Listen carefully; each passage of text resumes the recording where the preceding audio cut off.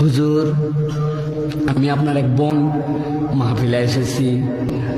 1,50,000 টাকা আমি মাহফিলে দিব। মেহেরবানি করে আমার জন্য একটি দোয়া করবেন। আপনাদের দাড়ি আমার দেখতে খুব ভালো লাগে, আল্লাহ যেন আমার মুখে দাড়ি উঠায়। আল্লাহুম্মা আমিন। রব্বুল আমিন, তুমি ইন্নাল্লাহা আলা কুল্লি শাইইন কাদির। কি পারো না তুমি? আল্লাহ, আমার বোন 1.5 লক্ষ টাকা দিয়েছি, লক্ষ লক্ষ মানুষকে নিয়ে হাত তুললাম। মেহেরবানি করে আমার বোনের মুখে তুমি দাড়ি উঠাইও। সারাদিন এই আমিনার দোয়া করলে মহিলার মুখে দাড়ি উঠবে। ঘুমাই গেছেন আপনারা? দাড়ি উঠবে। কোন মহিলা আপনার এরকম বেকুব আছে নাকি 1.5 লক্ষ টাকাতে দাড়ির দোয়া নিবে? তো মহিলার দাড়ি উঠে না, আর আপনি দাড়ি কাটে মহিলা সাজেন কে?